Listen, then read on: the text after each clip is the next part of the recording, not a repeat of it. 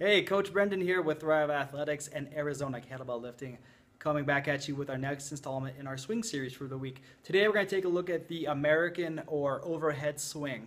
So let's take a look at the 4 movement faults that we generally see with this right off the bat.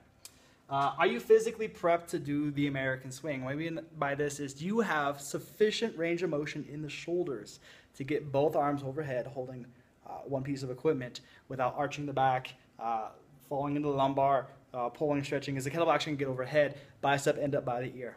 Okay, and that's a big consideration. If you're not flexible in the shoulders, if you don't have sufficient range of motion there, you should be working on the Russian style swing or power swing first. Slowly bring up your range of motion in the shoulders and then implement this later in. Are you taming the arc? The biggest mistake we see here is the kettlebell floating out in front. We want to treat this as almost like a two-handed snatch with the kettlebell. And we'll talk about this again in more detail in a moment.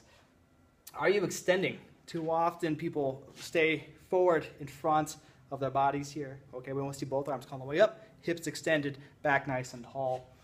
And are you using the hips to propel the bell upward? Okay, so you want to use momentum generated by the glutes, the hips, the legs. Drive the kettlebell up rather than pulling or yanking it up as we go through. So let's take a look at what those movements look like in live action.